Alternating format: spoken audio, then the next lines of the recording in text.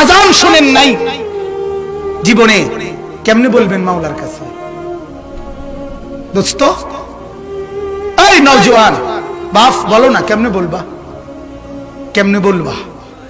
হায় হায় বন্ধু, কেমনে বলবা মাওলারে? কেমনে বলবা?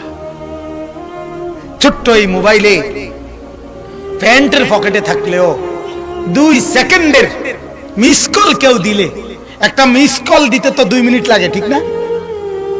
কথা কয় না? 1 মিনিট 30 সেকেন্ডও লাগে না। আচ্ছা ধরে নিলাম 30 সেকেন্ডে, 30 সেকেন্ডের মিস কল দিলেও তুমি টের পাও তোমার মোবাইলে মিস কল আসছে, তুমি খুললা দেখো কে দিল, এরপরে রিসিভ করো কিংবা আবার ব্যাক করো, ফিরাও।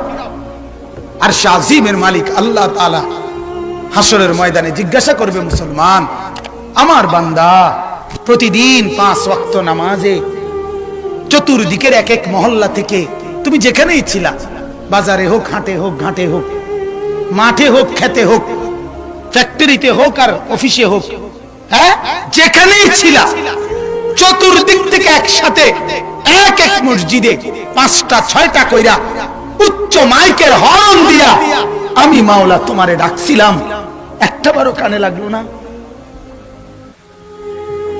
হ্যাঁ, হায় নাফরমান, কি বলবি বাপ? এই জানোয়ার, কি বলবা? আল্লাহকে যে সেজদা করে না সে মানুষ হয় কিভাবে? শুধু ভাত খাইলে সে মানুষ হয় কেমনে? শুধু ঘুম গেলে সে মানুষ হয় কিভাবে? শুধু বউ বাচ্চা কাচ্চা হইলে সে মানুষ হয় কেমনে? শুধু দুনিয়া ভোগ করলে সে মানুষ হয় কেমনে? তাইলে জন্তু জানোয়ার কি খাবার খায় না? তাইলে জন্তু জানোয়ার কি ঘুম যায় না? তাইলে জন্তু জানোয়ার কি বাচ্চা কাচ্চা হয় না? জন্তু জানোয়ার কি দুনিয়া ভোগ করে না? রোদ বৃষ্টি আলো বাতাস আগুন পানি কি ভোগ করে না? তাইলে তুমি বলো না, যাদের ঘরে প্রতিদিন, আজ আপনাদের অনেকের ঘরে তো এমন আছে গত 1 বছরে কোনোদিন আপনার ছেলেটা ফজরের নামাজ সেজদা কিভাবে দেয়, কখন ফজরের ওয়াক্ত হয় আপনার নাফরমান ছেলে জানে না, আপনার নাফরমান মেয়ে জানে না, আপনার নাফরমান বিবি জানে না, আপনি নাফরমান জানেন না, গত 1 বছরে ফজরের নামাজ পড়েন নাই।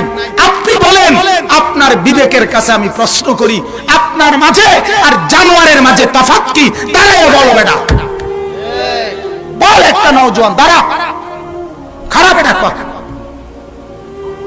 বেনামাজি তোর মাঝে আর জানোয়ারের মাঝে তফাৎ কি? বল, বলো মিয়া। অথবা প্রতিবাদের কোন ভাষা থাকলে বলো। সবাই আছে, 10 জন আছে, আর সবচেয়ে সুবিধা হলো চেয়ারম্যান সাহেব আছে, মেল করি না লোক আছে, মেল কয়। আমরা দেশে আপনারা কি কর? আরে দরবার করে যে, আমরা দেশে মেল কয়, মেল করি না লোক আছে, যেহেতু এখন এই ফয়সালা হইল। কও বলো মিয়া, আছে কোনো জবাব? আছে কোনো জবাব? জবাব নাই। আল্লাহ আমাদেরকে বুঝ দান করেন। আমার বাপ, আমি লজ্জা দেওয়ার জন্য বলি নাই, আমি ভাবাবার জন্য, একটু ফিকিরের জন্য বলছি। কেন সেজদা করবেন? নারাজ করলেন কাকে? ছেড়ে দিলেন কাকে? মালিক জিজ্ঞাসা করে প্রতিদিন, বান্দা কি কারণে আমাকে ছেড়ে দিলা? হ্যাঁ, রাত 12টা বাজে তুমি ঘুমায় গেলা, মা ঘুমায় গেল, বাপ ঘুমায় গেল, বিবিও ঘুমায় গেছে, পাড়া পড়শি ঘুমায় গেছে। আল্লাহ বলেন, আমি তো ঘুমাই নাই বান্দা, আমিও তো ঘুমাই নাই, সারাদিনে আমিও তো জগৎটা পরিচালনা করছি, তবুও তো আমার কোনো ক্লান্তি নাই, আমি তো ঘুমাই নাই। কেন ঘুমাই নাই জানো বান্দা? রাতের 2টা বাজে যদি তোমার পেশাব করতে হয়, রাতের 3টা বাজে যদি তোমার দরজা খুলতে হয়, তখন যদি তোমাকে উঠতে হয়, আর আমি যদি ঘুমায় যাই বান্দা, তোমারে চোখ মেলে দিবে কে?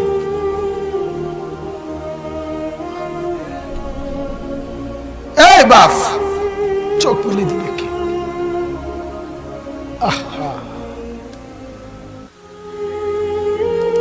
আল্লাহ আমাদেরকে মাফ করে। কোরআনুল কারীমের মধ্যে আল্লাহ তাআলা বলছে, ওয়া হুয়াল্লাযী ইয়াতাওয়াফফাকুম বিল-লাইল। কোরআনে আল্লাহ বলে, বান্দা শোনো, প্রত্যেকটা মানুষকে রাত গভীরে যে ঘুম আমি দেই, সেটা ঘুম না, আমি ওয়াফাত দেই, আমি মূলত মৃত্যু দিয়ে দেই। আবার আমি দয়া করে একটা নির্দিষ্ট সময় পরে চূড়ান্ত মৃত্যু দেব বলে আমি আবার সেই হায়াত সকালবেলা যখন জাগতে শুরু হয় তখন আমি ফিরাই দেয় আল্লাহ। এমনও মানুষ আছে পৃথিবীতে, রাত্রিবেলা ঘুমাইছিল ভালো মানুষ, সকালবেলা আর জাগে নাই। আমার একজন দূর সম্পর্কীয় চাচা আছে, প্রফেসর ছিলেন, ভালো মানুষ ছিলেন, রাত্রিবেলা জলজ্জান্ত মানুষ ঘুমাইছে, সকালবেলা আর দরজা খুলে দেখছে ওই মানুষটা জীবিত ছিল না, মারা গেছে। হতে পারে না? হতে পারে কিনা বলেন না?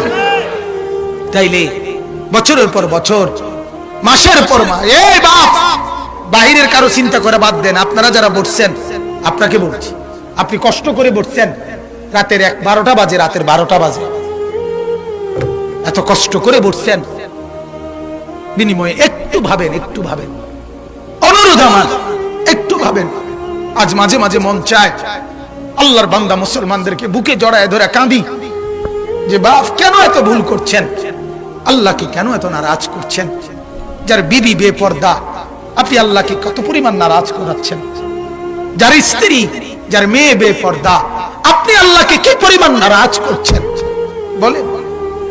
এক কুকুর মরলে, লাশ ফেলে রাখলে যেই দুর্গন্ধ ছড়ায়, সেই দুর্গন্ধে অল্প কিছু মানুষের কষ্ট হয় কিছুক্ষণ, কিন্তু এক নারী বেপর্দা হাঁটলে যে যুবকগুলোর চরিত্র নষ্ট হয়, সেই নারী এক মরা লাশওয়ালা কুত্তার চেয়ে বেশি দুর্গন্ধ ছড়ায়।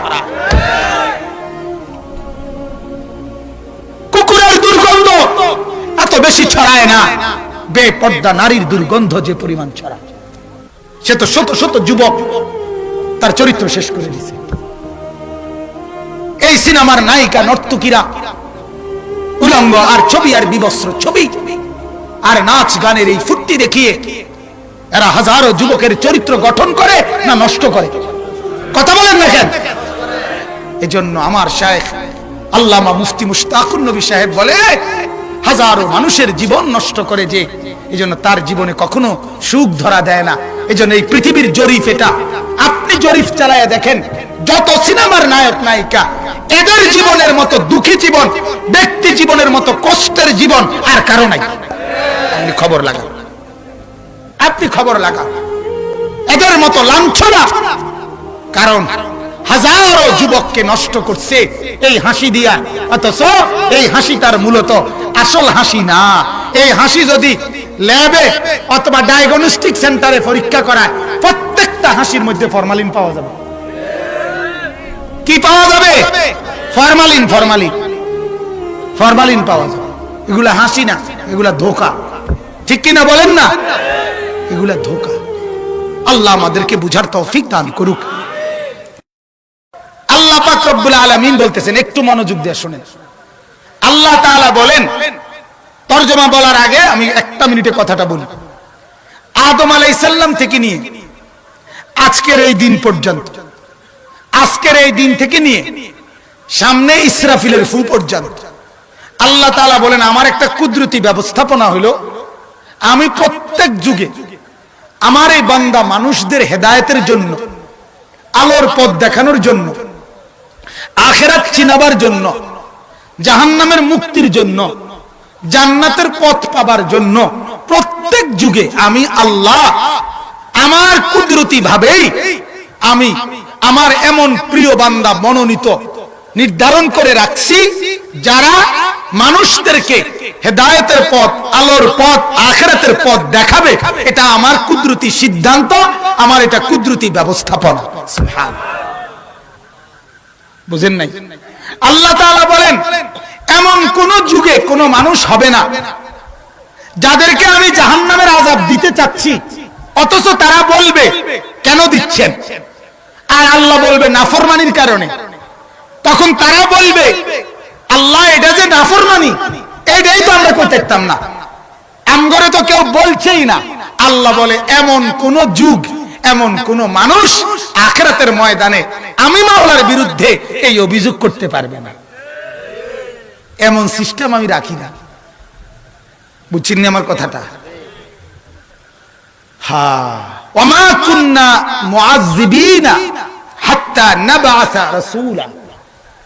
আল্লাহ বলে আমি কাউকে আযাব দেব না, জাহান্নামে এমন কাউকে ফেলবো না যার কাছে আমি আমার প্রতিনিধি, আমার রাসূল, আমার প্রেরিত ব্যক্তি, কখনো নাম হয় নবী, কখনো রাসূল, কখনো সাহাবী, কখনো তাবিঈ, কখনো তাবে তাবি, কখনো আইম্মা, কখনো উলামা, মুহাদ্দিস, মুফাসসির, ফুকাহা, এরপরে আউলিয়া, কাউকে না কাউকে আমি আল্লাহ তার কাছে আমার কথা বলার জন্য শত শতবার তার কানে, তার কাছে আমার আওয়াজ, আমার আখিরাত, আমার পরকাল আমি পৌঁছাইছি, এরপরে তাকে এখন আযাব দিচ্ছি। কথা বুঝেন নাই? হ্যাঁ।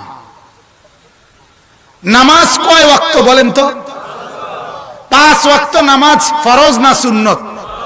আচ্ছা এই কথাটা,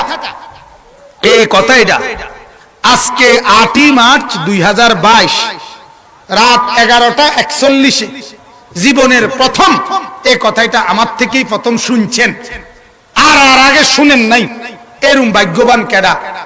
খেয়াল রাখো ফয়সাল, এরম একজন ভাগ্যবান আতু ডানছে, আপনার ছবি উঠাইব, আমরা নেটে দিব আপনারে কোন এমন একজন ভাগ্যবান আছে? না একজন আসেনি দোস্ত? নাই, না না ঠিকই তো, কথা তো ঠিক, বুঝতেছেন আপনারা কথাটা আমার, বুঝেন না আমার প্রশ্ন? আপনারা কি করছেন? ঠিক মতোই বুঝছেন, এজন্য তো হাত তুললেন না। অর্থাৎ আপনারা প্রত্যেকেই 5 ওয়াক্ত নামাজের কথা আজকেই প্রথম না, এর আগে শত শতবার শুনছেন, ঠিক কিনা বলেন না? এটাই বুঝাইতে চাই। মিথ্যা বলা মহাপাপ, সুদ খাওয়া পাপ, ঘুষ খাওয়া পাপ, এই কথাটা আজ প্রথম শুনছেন, উনিও আতুরা আছেন এমন কেউ? এই কথাটা বুঝাইলাম। আল্লাহ তাআলা বলেন আমি মাওলা আমার দিন মাইকিং করে গেছি, এরকম না যে আল্লাহ মাইকিং করে গেছে, আচ্ছা ঠিক আছে, অনেকে তারা শুনছে ঠিক আছে, কিন্তু বিশ্বাস করেন আমি এই মাইকিং এর টাইমে হতাতা ছিলাম। কথা বলেন না? পোস্টার লাগাইয়া গেছে নামাজ রোজার কথা, আল্লাহ ঠিক আছে কতজনে ফোরটারে দেখতে পড়ছে, কিন্তু আল্লাহ আপনি তো জানেন আমি শরু চিনি না, সরেও চিনি না, আপনি দেখেন খবর লইয়া আমি সমস্ত দলিলে টিপসই, আমার কোনো সই নাই। কথা বলেন না?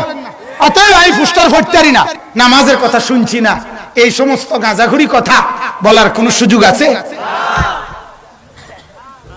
হ্যাঁ।